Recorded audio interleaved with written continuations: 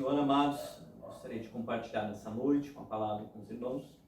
Se encontra lá no Evangelho segundo escreveu Lucas, o capítulo de número 15 do Evangelho de Lucas.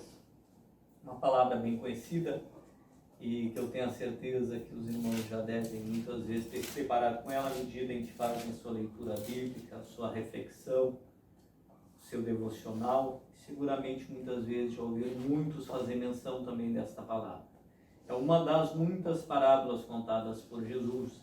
Eu gostaria de refletir com os irmãos por algum instante, nesta noite, sobre esta parábola, bem conhecida, mas que traz consigo alguns ensinamentos que eu tenho certeza que não é desconhecido de ninguém, mas servem para que nós venhamos nos lembrar daquilo que o Senhor ensinou, quando sendo o seu propósito, o seu caminho, quando sendo um meio através do qual nós podemos acessar a sua graça e viver em paz diante da sua presença.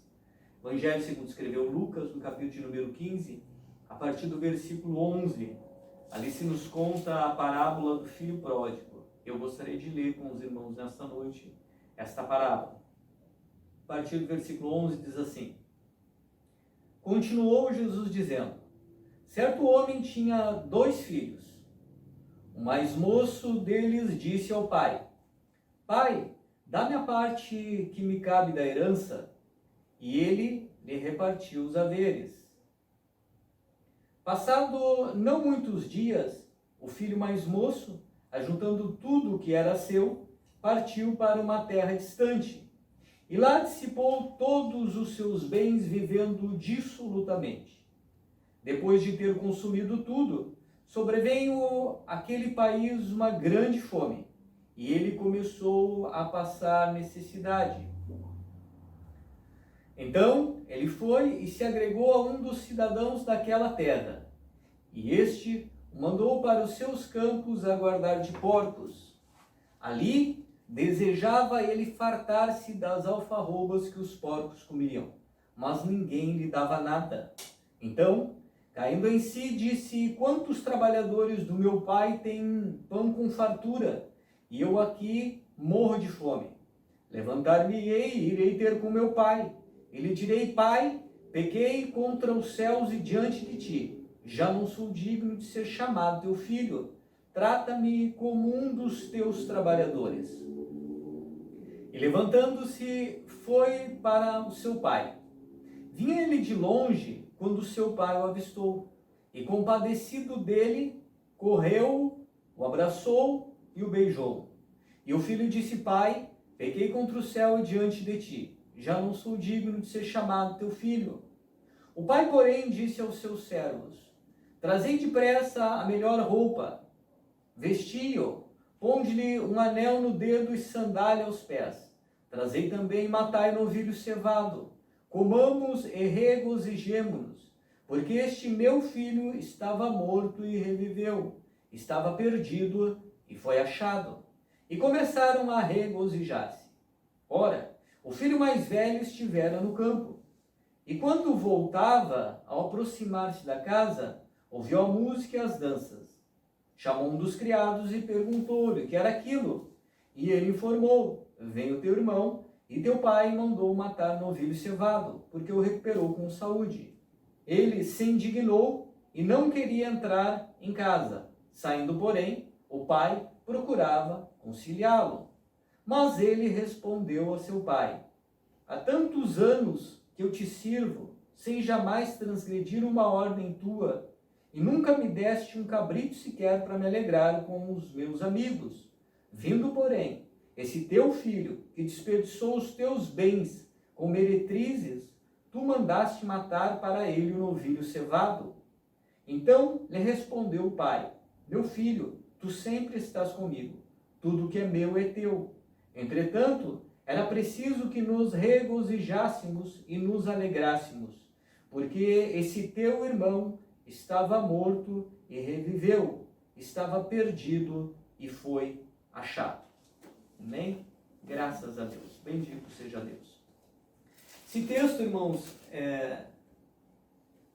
que nós encontramos no Evangelho de Lucas, ele foi citado por Jesus, ou dito por Jesus, esta parábola em si, na expectativa de responder um dos questionamentos dos fariseus, onde Jesus estava sempre a ver em sua volta grupos religiosos, pessoas das mais diversas que buscavam extrair dele algum ensinamento, aprender alguma coisa, receber um milagre, receber algo que pudesse de alguma forma mudar a sua vida. Mas também existiam muitos religiosos que estavam ao seu derredor, à sua volta, para questioná-lo, para buscar autenticar a presença de Deus na sua vida ou não. Muitos para terem do que acusá-lo, muitos na intenção, na expectativa de que Jesus em algum momento caísse em contradição e eles pudessem apresentá-lo como sendo um falso Cristo, um falso profeta, um falso Messias.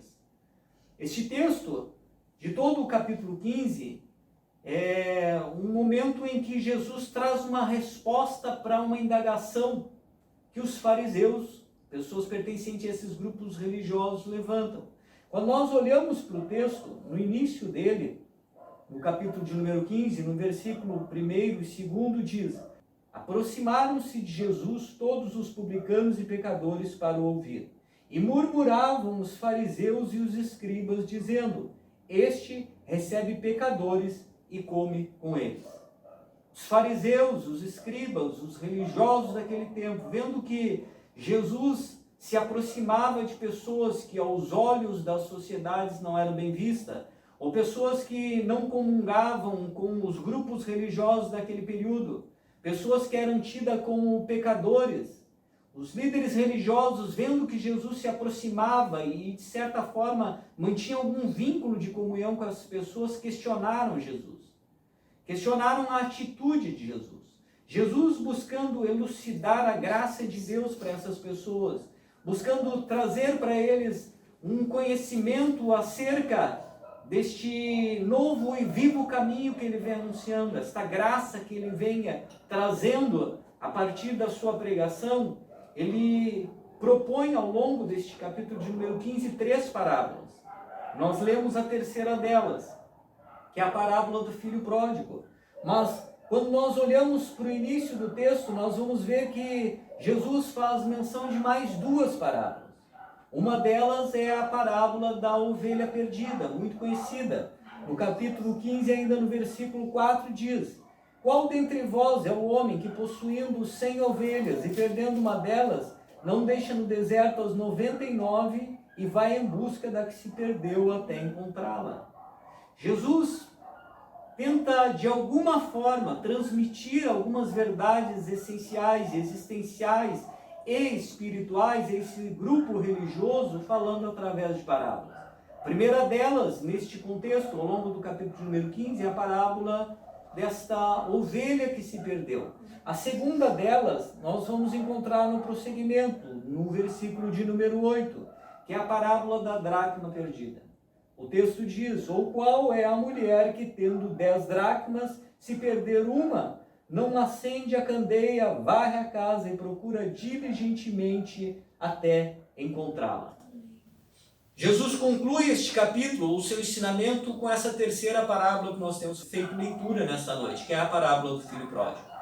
Em todas as 3 parábolas, Jesus está se referindo a um grupo de pessoas que, de alguma forma, em algum momento, por algum motivo, venham a perder-se no caminho. O primeiro grupo é representado aqui por esta ovelha. Uma ovelha que, em algum momento, estava junto com as demais ovelhas.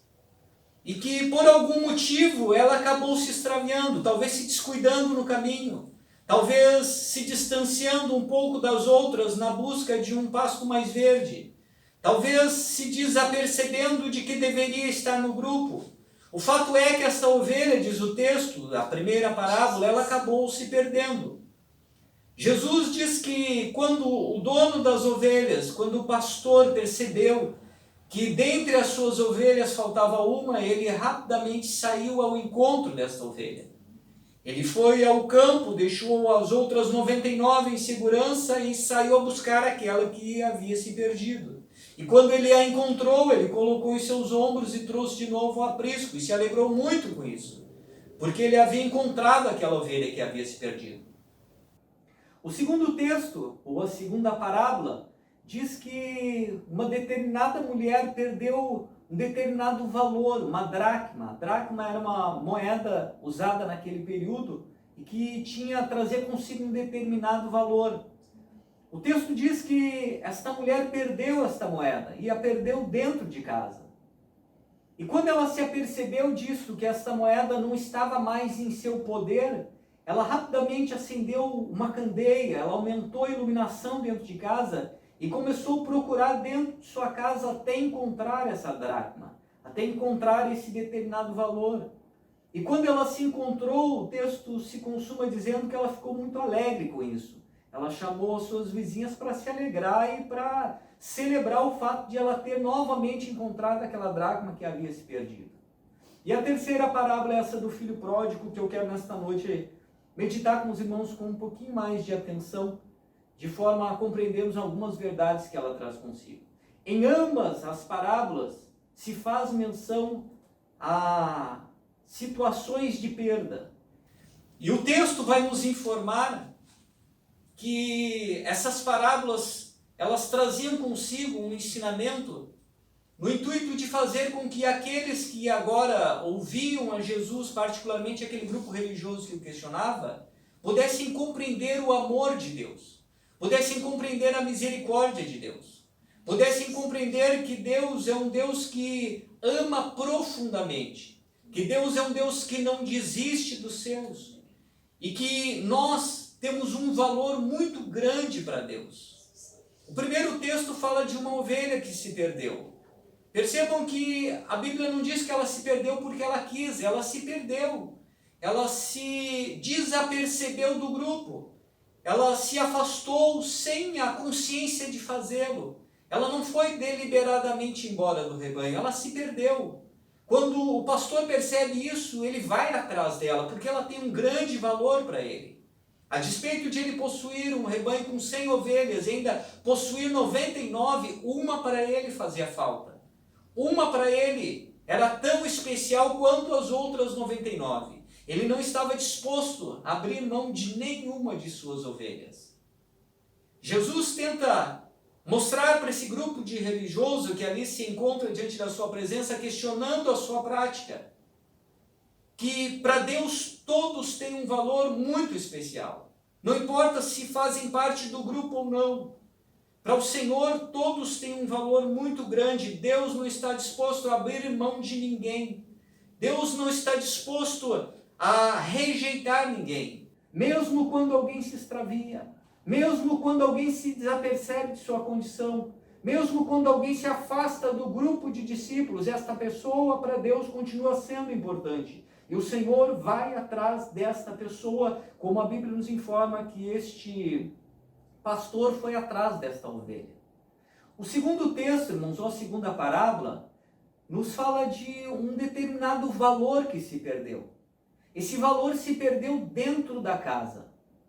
Era uma moeda com um determinado valor não muito expressivo na realidade, era uma dracma. Mas para aquela dona de casa, a despeito de o valor real daquela moeda não ser muito grande, talvez para outros, para ela era. Por quê? Porque aquela moeda era sua. Aquela moeda tinha para ela um determinado valor que seguramente ela não estava disposta a abrir mão. Aquela moeda, diz o texto, ela se perdeu dentro da casa. Ela estava dentro da casa, mas ela se encontrava perdida. Assim como, irmãos, muitos que hoje se encontram até mesmo agregados ou fazendo parte do grande grupo ou servindo a Deus a partir de determinadas instituições, eles se encontram perdidos às vezes mesmo fazendo parte do grupo, mesmo estando dentro da casa, mesmo fazendo parte de alguma ordem denominacional ou de algum grupo religioso, às vezes estas pessoas se encontram perdidas. Jesus traz esse ensinamento no intuito de fazer com que estes que agora o ouvem percebam que mesmo aqueles que se perdem dentro de casa, eles continuam tendo um valor. Mesmo aqueles que não se afastam como a ovelha, mesmo aqueles que não se distanciam do grupo como a ovelha, mas que se perdem ali dentro da própria casa.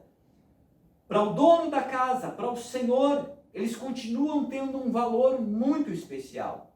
E o Senhor não está disposto a abrir mão destes que se perdem dentro da sua casa. De tal forma que eu quero que os irmãos percebam nessa noite, é que existem muitas maneiras de se afastar do Senhor. Existem muitas maneiras de se perder. Alguns se perdem de forma inconsciente, como ovelhas. Acabam se distanciando sem se aperceber. Alguns se perdem sem se distanciar. Alguns se perdem dentro da casa mesmo. Alguns se perdem sem sair para fora, sem se afastar do grupo. E a terceira parábola, irmãos, esta do filho pródigo, que eu diria que é a forma mais gritante ou mais expressiva de um afastamento do pai. Percebam que o texto nos diz que certo homem, ele tinha 2 filhos. E um dia um dos seus filhos, o filho mais moço, chega para o pai e diz: pai, dá-me a parte que me cabe da herança, porque eu quero ir embora. Dá-me a parte que me cabe da herança, porque eu decidi seguir pelos caminhos da minha vida. Eu estou cansado dessa vida que eu tenho vivido aqui. Eu estou cansado de fazer todos os dias as mesmas coisas. Eu estou cansado de conviver com os meus familiares, particularmente com o meu irmão. Eu estou cansado de lhe servir. Eu estou cansado desta vida que eu levo. Eu quero a minha parte que cabe da herança, porque eu decidi ir embora. Eu quero experimentar coisas novas. Eu quero sair pelo mundo. Eu quero conhecer pessoas novas. Eu quero viver experiências novas. Percebam, irmãos, que este filho chega para o seu pai e pede para o pai a parte que lhe cabia da herança. Só que não existe herança em vida.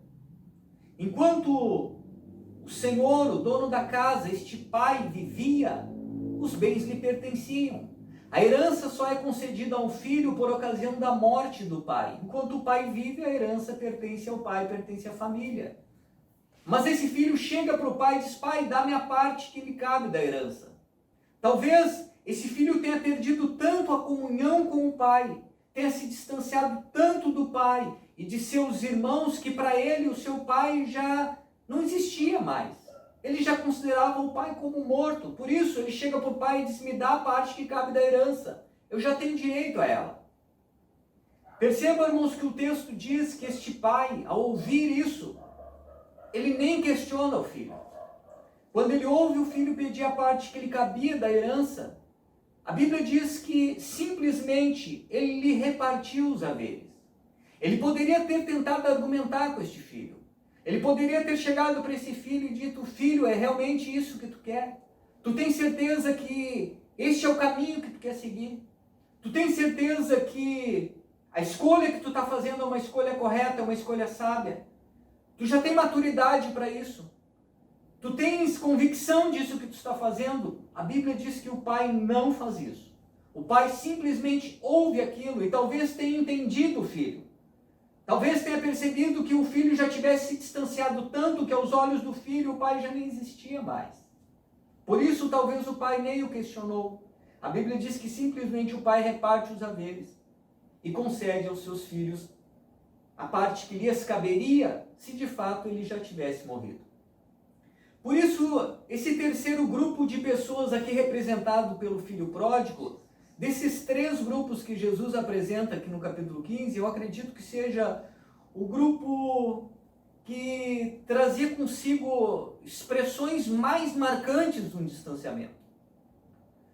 Porque percebam que este filho, ele não se extraviou como a ovelha, ele não se distanciou porque se desapercebeu do caminho. Ele não estava perdido dentro da casa como a dracma. Ele não continuou no grupo. Esse terceiro filho, deliberadamente, conscientemente, ele chega para o pai e pede a parte que lhe cabe da herança. Conscientemente, ele desejava ir embora. Ele sabia o que ele estava fazendo. Ele tinha consciência naquele momento daquilo que ele fazia. A Bíblia diz que o pai não questiona divide os haveres. O que nós aprendemos com isso no primeiro momento, irmãos, é que Deus sempre respeita as nossas escolhas. A Bíblia é enfática nos dizer que Deus nos concede total e pleno livre-arbítrio. Quando nós, por nossos próprios desejos, intentos, propósitos e escolhas, decidimos nos afastar, Deus jamais interferirá nisso. O Senhor jamais questionará os nossos feitos nesse sentido. Percebam que esse pai não questionou o filho, porque Deus nos tem dado a possibilidade de escolha. Nós temos um direito dado por Deus de escolher os caminhos de nossas vidas. Nós podemos optar em permanecer com o Pai, mas nós podemos também optar em nos afastarmos do Pai. Este filho está vivendo agora essa experiência. Ele entendeu que ele tinha o direito de fazer isso e, fazendo uso desse direito, ele decide se afastar. Foi uma escolha errada. Foi uma escolha impensada. Foi uma escolha sem medir as consequências que tal escolha traria consigo, mas foi uma escolha dele. E Deus, a partir do ensinamento desta parábola, assim trata os seus filhos. De tal forma, irmãos, que muitos dos que se encontram hoje se distanciaram não porque em algum momento se desaperceberam como a ovelha, ou se perderam dentro da casa como a dracma. Mas a verdade é que muitos dos que se encontram distanciados se encontram porque decidiram fazê-lo. Não foi por conta do trato com o seu irmão, não foi por conta de falta de afeto paterno, não foi porque tinham uma vida desagradável, porque percebam que este filho tinha uma vida aprazível. Este filho, ele tinha direito a uma herança em algum momento que seguramente poderia ser muito maior do que esta que agora ele está exigindo, como se direito tivesse, afinal de contas, seu pai era um bom administrador. Se ele tivesse paciência, se ele soubesse esperar, se ele esperasse o momento certo, ele alcançaria uma herança muito maior advindo da parte do seu pai. Mas agora o texto diz que ele decide ir embora. E o texto vai nos informar, irmãos, que depois de juntar todas as suas coisas, ele partiu para uma terra muito distante. O versículo de número 13 nos diz isso. Que ele partiu para uma terra distante, nos dando a entender que ele queria uma distância grande do pai, nos dando a entender que ele queria uma distância grande dos seus irmãos, nos dando a entender que ele queria uma distância grande daquela vida que ele levava até então. Ele queria poder viver a sua vida sem precisar mais dar conta dela para ninguém. Ele queria viver a sua vida sem a censura de ninguém. Ele queria viver a sua vida sem a interferência de seu pai. Por isso ele não foi para uma terra próxima. Por isso ele não foi para uma cidade próxima. Ele foi para uma cidade muito longe, muito distante. Porque ele deve ter imaginado, quanto mais longe, menor vai ser a interferência do meu pai na minha vida. Quanto mais longe, mais difícil vai ser de meus irmãos saberem daquilo que tem me acometido ou dos meus feitos e obras. Agora ele está distante. Agora ele está longe, e agora ele está vivendo a sua vida como lhe apraz. O pai não tem mais como orientá-lo em questão nenhuma. O pai não tem mais como aconselhá-lo. O pai não tem mais como ingerir em sua vida. O seu irmão não pode mais julgá-lo por seus feitos. Não pode mais questionar as suas obras. Agora, a Bíblia diz que ele está vivendo segundo o seu próprio desejo. E à medida em que ele vai vivendo, a Bíblia diz que ele começa a gastar os seus bens vivendo dissolutamente, de forma desorientada, de forma desorganizada, sem medir consequências, sem pensar no amanhã. Seguramente, irmãos, nessa terra distante deve ter se agregado a ele muitos falsos amigos, pessoas que se aproximaram com interesses diversos. Afinal de contas, ele é a pessoa que tem dinheiro e está gastando de forma dissoluta, está gastando sem medir consequências, está gastando sem pensar no amanhã, está gastando sem a menor consciência de que o futuro pode requerer dele os atos do tempo presente. Ele está vivendo dissolutamente, diz o texto. A Bíblia diz que ele viveu, irmãos, assim por um tempo. E ele dissipou todos os seus bens. A Bíblia diz no versículo de número 13 que ele dissipou todos os bens. Ele não gastou uma parte da sua herança, ele não gastou uma parcela de sua herança, ele gastou tudo de forma absoluta, de forma desorganizada, desorientada, sem medir consequências. A Bíblia diz, irmãos, que depois de um tempo vivendo assim, o texto não nos informa quanto tempo, mas depois de um tempo, depois de ter dissipado todos os seus bens, a Bíblia diz que sobreveio a essa terra onde ele se encontra uma fome muito grande. Agora as condições mudaram. Agora a terra já não lhe proporciona mais aquilo que lhe proporcionava quando ele tinha dinheiro. Agora ele não tem mais condições. Agora ele não tem mais meios. Agora ele não tem mais como dar conta de atender às necessidades básicas da sua vida. E quando isso acontece, irmãos, naturalmente os falsos amigos se dissipam. Quando isso acontece, aqueles que o cercavam, seguramente até então, ajudando-o a consumir os seus bens, a gastá-los, agora simplesmente desaparecem. Agora ele se encontra sozinho numa terra distante, longe do cuidado do seu pai, sem condições, sozinho. E a Bíblia diz no versículo 14 que ele começa a passar necessidade. Agora a dificuldade bate à porta. Agora, aquilo que a vida lhe proporcionava quando benesses ao seu tempo não produz mais. Agora, ele começa a viver as consequências de suas escolhas. Agora, ele começa a se aperceber de que as atitudes que ele tinha ou que ele tivera quando ainda de posse da herança não foram sábias, não foram sensatas. Agora, a Bíblia diz que frente à necessidade, frente ao desespero que ele se encontra, vivendo nessa terra distante, passando necessidade, ele busca de alguma forma saciar a sua necessidade agregando-se a um determinado indivíduo daquela terra, que no versículo 15 nos diz que tinha por ofício cuidar de porcos. E ele é enviado para o campo para cuidar daqueles porcos. Para o povo judeu, irmãos, o pior trabalho do mundo seria o de cuidar porcos. Porque o porco era considerado pela lei como sendo um animal imundo. Não se encontravam porcos nos termos de Israel. O povo judeu, muitos dos conservadores até o dia de hoje não comem carne de porco. Porque o porco era considerado um animal imundo. O pior serviço, o serviço mais humilhante para um judeu naquele momento histórico seria cuidar de porcos. E agora a Bíblia diz que ele está lá na terra distante, passando necessidade, tendo de se sujeitar à pior condição que um judeu poderia se sujeitar.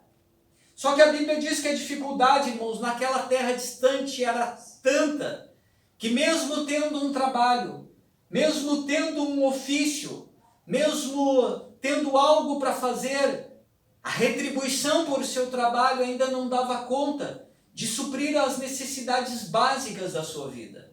A Bíblia diz que ele ainda desejava fartar-se das alfarrobas que os porcos comiam, mas ninguém lhe dava nada. Mesmo tendo um trabalho, mesmo tendo um ofício, mesmo produzindo alguma coisa, a dificuldade naquela terra era tanta que o que ele ganhava em função do seu trabalho não era o suficiente nem para a alimentação. Ele estava trabalhando com fome, ele seguia padecendo com necessidade, ele seguia com dificuldades a nível financeiro e por conta disso, com necessidades de manutenção da própria vida, a ponto de achar que a comida dos porcos para ele já seria algo maravilhoso. E ele desejava comer essa mesma comida que os porcos. Tamanha era a dificuldade e necessidade, tamanha era o desespero, tamanha era a aflição que naquele momento ele passava. Só que a Bíblia diz que ele só desejava, porque naquela terra distante ele é um estrangeiro e ninguém se importa com ele. E a Bíblia é enfática dizendo que absolutamente ninguém lhe dava nada, por mais que ele desejasse comer da mesma comida que os porcos, ele só desejava, porque o dono dos porcos não lhe permitia fazer isso. Mesmo ele trabalhando com os porcos tinham o direito de comer melhor do que ele. A Bíblia diz, irmãos, que ele vivenciou essa situação, essa experiência por um momento. Não sabemos quanto tempo, mas a Bíblia diz que em algum momento da sua vida, vivenciando essa situação, ele cai em si. Ele se apercebe da sua condição. Ele se apercebe de quem ele é. Ele se apercebe de que a situação que ele está experimentando agora é o fruto das escolhas erradas que ele fez na vida. Ele se apercebe de que ele está colhendo aquilo que ele plantou. E quando ele cai em si, diz a Bíblia, a primeira pessoa que ele se lembra é do seu pai. A Bíblia diz que quando ele cai em si, ele se lembrou que os trabalhadores do seu pai não padeciam com fome. Os trabalhadores do seu pai tinham uma vida muito melhor do que ele sendo trabalhador naquela condição na terra estranha. Ele se lembrou que os trabalhadores do seu pai não dormiam com fome, que o seu pai sempre foi um homem justo, que o seu pai era um homem bom, que seu pai tratava com justiça aqueles que serviam. Quando ele se encontra nessa condição, a Bíblia diz que ele se lembra do seu pai, seguramente ele deve ter trazido à memória os tempos em que ele experimentou vivendo debaixo dos cuidados do seu pai. Para ele nunca faltou nada. Agora, se apercebendo de sua condição, a Bíblia diz que ele toma uma decisão. Uma decisão que só cabia a ele. Uma decisão que competia a ele. Ele havia decidido sair de casa. Ele havia decidido se afastar do seu pai. Ele havia decidido ir para a terra distante. Agora, caindo em si, se apercebendo de sua condição, ele tinha que tomar outra decisão. A decisão que ele tinha que tomar agora era voltar à terra da onde ele havia saído. Ele tinha que tomar a decisão de voltar agora aos cuidados do seu pai. Seguramente não foi uma decisão fácil, irmãos. Imaginem que, para que ele pudesse agora se avistar com o seu pai, no mínimo, ele teria que se humilhar na presença do seu pai. Ele teria que reconhecer que ele falhou, que ele errou. Ele teria que enfrentar o seu irmão. Ele teria que enfrentar os trabalhadores do seu pai. Ele teria que enfrentar todos aqueles que sabiam da sua condição. Mas a Bíblia diz que ele tomou uma decisão sábia, uma decisão correta. A melhor decisão que ele havia tomado na vida até então. Ele decide voltar ao encontro do seu pai. E a Bíblia nos diz que, para isso, ele prepara um discurso. Ele para e pensa o que ele iria dizer para o seu pai. E ele diz, já sei o que eu vou fazer. Eu vou voltar à presença do meu pai e vou dizer a verdade para ele. Eu vou voltar à presença do meu pai e vou me humilhar diante dele. Eu vou voltar à presença do meu pai e vou dizer, pai, pequei contra os céus e diante da tua presença. Eu já não sou digno de ser tratado sequer como teu filho, porque eu não me sinto nessa condição. Se o Senhor me tratar como um dos seus trabalhadores, eu já estou plenamente satisfeito com isso. Ele entendeu que para que ele pudesse retornar, ele tinha que chegar diante do seu pai e tinha que ser uma pessoa humilde. Ele tinha que reconhecer que as escolhas erradas que ele fez levou a esta condição. Ele tinha que reconhecer que os caminhos que ele buscava conhecer ou trilhar não foram caminhos que o levaram a uma condição melhor da que a que ele estava com seu pai. Ele teve que reconhecer que as escolhas que ele fez não foram escolhas sábias. Ele decide voltar e ele decide reconhecer isso diante do seu pai. Ele não voltou acusando ninguém do seu erro. Ele não voltou para diante do seu pai dizendo: olha, pai, eu me afastei mesmo, mas o culpado disso é o meu irmão, porque eu não consigo conviver com ele. Eu me afastei mesmo, mas o culpado disso é o Senhor, porque o Senhor não me ama. Não, irmãos. A Bíblia é enfática nos informar que ele voltou consciente de que ele fez as escolhas erradas, que o problema não estava nos outros, que não foi pelos erros do seu irmão, não foi pela falta de afeto do pai, não foi por passar dificuldades ou adversidades no seio familiar que ele havia saído, foi porque ele tomou uma decisão errada. A Bíblia diz, irmãos, que uma vez que ele prepara o seu discurso, ele retoma em marcha em direção à sua terra, a casa do pai. Depois de algum tempo de jornada, de caminhada, ele se aproxima novamente de sua casa. E o versículo de número 20 diz que, levantando os olhos, o seu pai o avistou ao longe. E quando o seu pai o avistou, compadecido, correu ao encontro dele e o abraçou e o beijou. Percebam, irmãos, a atitude do pai para com esse filho. A Bíblia diz que o pai o avistou ao longe. Talvez todos os dias esse pai em algum momento saísse ao campo e levantasse os seus olhos na expectativa de ver o retorno deste filho. Esse pai não tinha dado por perdido o seu filho. Esse pai ainda tinha esperança de revê-lo. Esse pai tinha esperança de que em algum momento esse filho iria cair em si.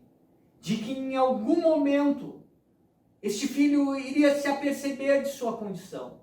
De que em algum momento esse filho se lembraria dele e decidiria voltar. E talvez todos os dias esse pai fosse até algum determinado local e ali ficasse avistando ao longe a estrada, na expectativa de que esse filho voltasse.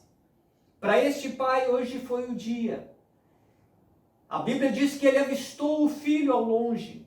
E quando ele avistou o filho, ele foi movido por um sentimento de compaixão. O texto disse compadecido dele. Movido por um sentimento de amor, ele correu ao encontro deste filho. E quando ele chegou diante do filho, ele se lançou ao pescoço do filho, ele o abraçou fortemente, ele o beijou.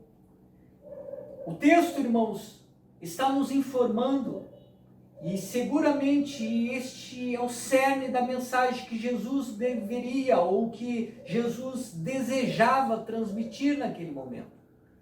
E que nos mostra justamente a natureza do Pai Celeste.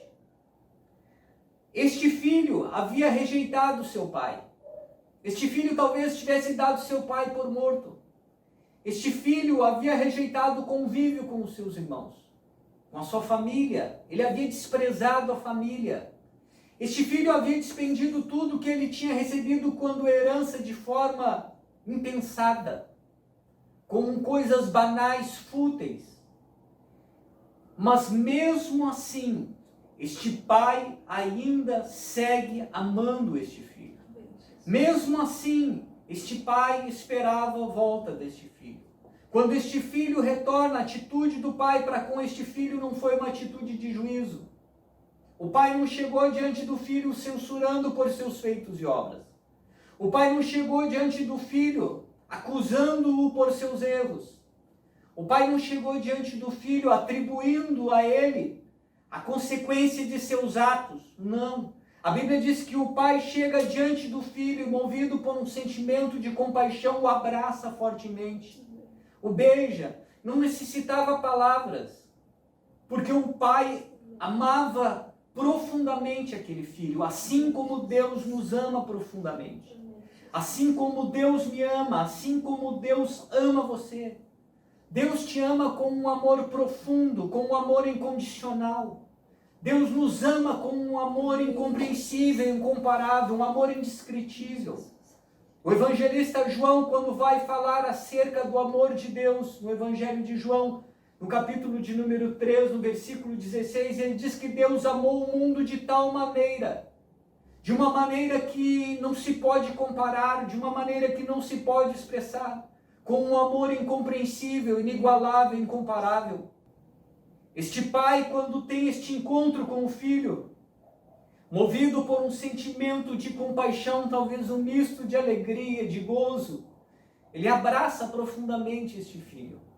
Ele o beija, ele aproveita aquele momento, ele aproveita aquele instante. Seguramente o coração do pai estava novamente jubiloso, porque agora novamente o seu filho está em casa. Deus nos ama com este amor. Assim como este pai aguardava ansiosamente o retorno do seu filho, que para muitos já estava morto, que estava perdido, que para muitos talvez não havia mais esperança de retorno, Deus também espera o seu retorno. Talvez você esteja afastado dos caminhos do Senhor. Talvez você tenha se dispersado sem se aperceber como a ovelha perdida. Talvez você esteja desperto dentro da casa. Talvez você frequente uma igreja, você faça parte de um grupo religioso, mas você não sente comunhão com Deus. Você não sente o amor de Deus. Você não sente a graça de Deus. A experiência que um dia você teve com Deus já se dissipou e agora você simplesmente segue seguindo os ritos religiosos, a experiência religiosa, guardando dias de cultos, cumprindo ordenanças e normas, mas a comunhão com o Pai já não existe mais. Ou talvez você seja como o filho pródigo. Talvez um dia você tenha decidido se afastar, porque você já não tinha mais comunhão com os seus irmãos. Talvez você já não suportasse mais o convívio com os seus irmãos. Talvez você já não conseguisse mais crer em seu pai. Talvez aos seus olhos o pai já nem existia mais. Talvez você já tivesse perdido toda a comunhão com o pai. E talvez você simplesmente desejasse se afastar como este filho. Deus continua te amando. O pai continua esperando a sua volta. O pai continua esperando ansiosamente o seu retorno. E não é para lhe julgar por seus feitos. Não é para condená-lo por suas obras. Não é para lançar-lhe em rosto os seus erros. Mas é para te abraçar com um abraço de amor, de afeto. É para te beijar, é para te acolher, é para te receber novamente no seio familiar. A Bíblia diz, irmãos, que quando o pai abraça aquele filho e o beija, o filho cumpre aquilo que ele havia determinado em fazer. Ele, mesmo diante da aceitação do pai, e tendo a consciência de que ele já havia sido aceito e acolhido, ele decide permanecer com o seu discurso. Mesmo assim, ele entende que ele deveria dizer para o pai a verdade. Pai, eu pequei contra o céu diante do Senhor. Ele poderia não ter dito mais nada. Ele já tinha sido acolhido e recebido. O pai já havia o abraçado e beijado, mas mesmo assim ele decide dizer, pai, eu pequei. O erro foi meu, a falha foi minha. Eu que decidi ir embora. Eu pequei diante do Senhor e eu sei que eu não sou digno. E se o Senhor não me receber como filho, se o Senhor não me acolher como filho, me recebe como um dos seus trabalhadores. Me recebe como servo. Porque se o Senhor me receber como servo, e ainda que eu jamais tenha, de novo, a mesma graça que um dia teve sobre a minha vida, ainda que eu jamais seja reconhecido no meio dos meus irmãos como filho, como um dia eu fui reconhecido, ainda que jamais eu retorne à mesma condição que eu estava, se o Senhor me receber, mesmo como um servo, como um trabalhador, eu já me sinto satisfeito. A Bíblia diz, irmãos, que o pai sequer deu atenção para o filho. O texto nos diz que o pai chama os seus trabalhadores, os seus servos, no versículo de número 22 ao 24, e diz para os seus servos, trazei depressa a melhor roupa e vestir. O filho faz o seu discurso, o filho se humilha, o filho está consciente. O pai não se preocupa com isso. O pai não está preocupado com os erros e com os acertos. O pai está preocupado em novamente acolher este filho. Porque o que une o pai ao filho não são seus feitos e obras, não são seus erros e acertos, não são os seus feitos, ou as suas atitudes, ou as escolhas que ele fez na vida, que fazem com que o pai tenha este afeto por ele. O pai o ama porque ele é seu filho. O pai chama o servo e diz: trazei depressa a melhor roupa e vestiu.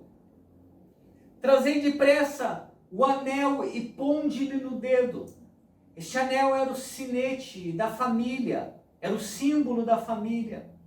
Quando o pai manda colocar o anel no dedo do filho, o pai está deixando claro para este filho que o recebe não na condição de servo, porque ele é filho.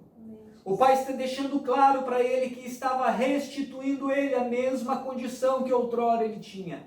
Ele era filho e ele estava sendo restituído à condição de filho. Mesmo ele tendo errado, mesmo ele tendo falhado, mesmo ele tendo feito escolhas que o levaram, podemos dizer, ao fundo do poço, quando ele retorna, o pai o acolhe na mesma condição em que ele havia saído. Ele volta à mesma condição que ele desfrutava. O anel de filho que um dia ele tirou do dedo, agora novamente é posto no seu dedo. Novamente o pai o acolhe na mesma condição.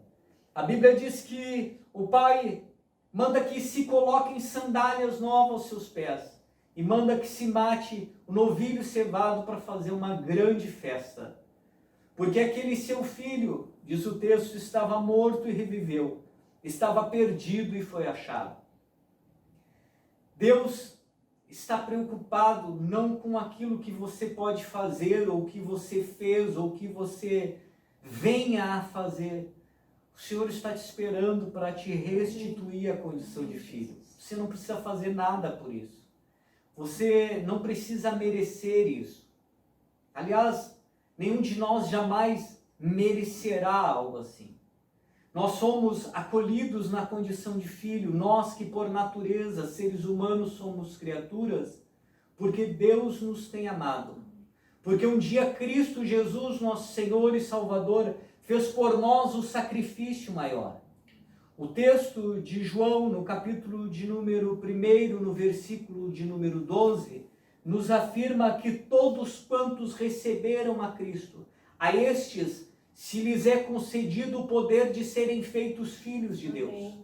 Nós nos tornamos filhos de Deus não porque nós sejamos merecedores disso. Nós nos tornamos filhos de Deus não porque os nossos feitos ou obras nos recomendem para isso, mas nós nos tornamos quando aceitamos a Cristo. Se um dia você recebeu a Cristo como seu Salvador, você recebeu da parte de Deus o poder de ser feito filho de Deus. Se você se afastou do caminho, você não perde a condição de filho. O filho jamais deixa de ser filho.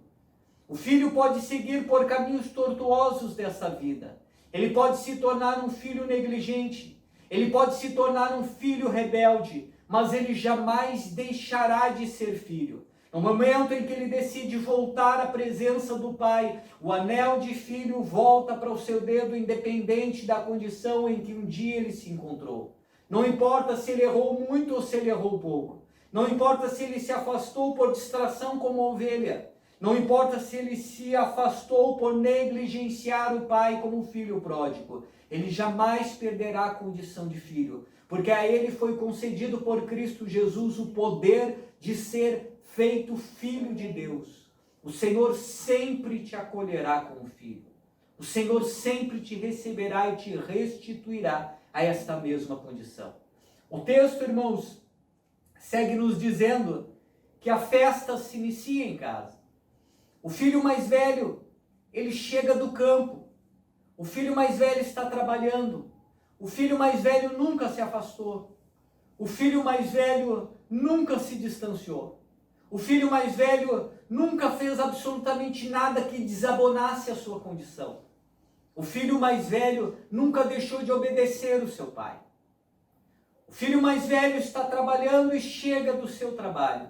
E o texto nos diz que quando ele vem vindo e aproxima-se de casa, ele ouve a música e as danças. Ele chama um criado e pergunta o que está acontecendo. A Bíblia diz que o criado diz para ele: Seu pai está fazendo uma grande festa e mandou matar um novilho cevado, porque o seu irmão voltou e ele o recuperou com saúde. E a Bíblia diz, irmãos, que este filho mais velho, ouvindo isso, ele decide não entrar na festa.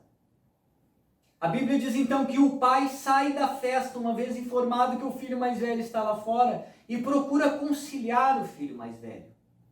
O texto nos diz, irmãos, que este filho mais velho apresenta ao pai a sua queixa.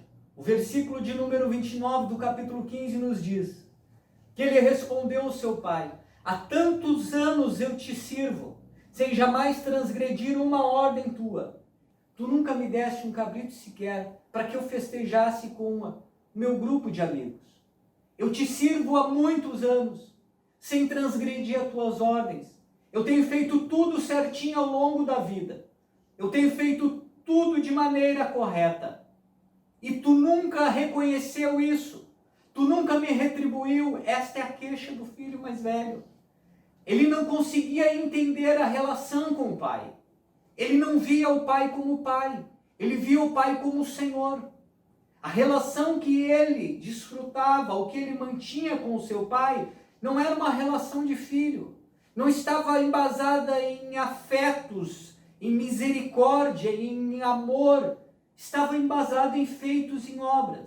Estava embasada em méritos. Ele chega para o seu pai e diz: isso não está certo. Porque eu te servi a vida toda e eu nunca errei, eu nunca falhei. Eu nunca transgredi uma ordem tua e tu nunca me retribuíste. Tu nunca me deste um cabrito sequer. Agora, vindo este teu filho, porque eu não considero meu irmão, foi o que o filho mais velho disse. Vindo este teu filho, o texto nos diz que desperdiçou todos os teus bens. Tu mandaste matar para ele um novilho cevado. Vindo este teu filho, que para mim já está morto, o meu irmão já morreu. Esse que aí está agora, para mim eu não considero mais como meu irmão. Vindo este teu filho, que desperdiçou todos os teus bens, tu decide matar e fazer uma festa com um novilho cevado. Ele não merece. Ele não faz jus a isso que tu está concedendo a ele. Ele te desrespeitou. Ele desperdiçou os teus bens. Ele descumpriu as tuas ordens e ainda assim tu decide fazer uma festa para ele. Percebam, irmãos, que o filho mais velho não havia compreendido ainda a natureza da relação.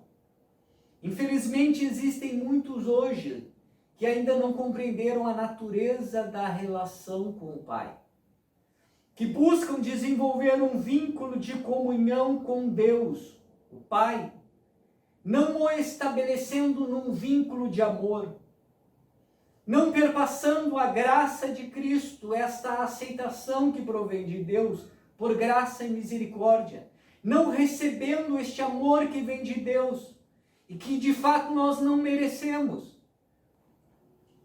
Este filho não compreende a natureza da relação com Deus. Ele pensa que o seu pai, e aqui representado na parábola como o próprio Deus, recebe única e exclusivamente aqueles que jamais desobedecem uma ordem sua.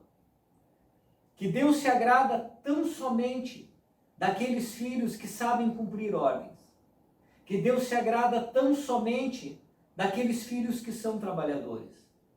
Muitos imaginam que aqueles que, por algum motivo, como o filho pródigo, se afastam, desobedecem, desrespeitam, eles perdem a condição de filho. Eles não merecem absolutamente nada.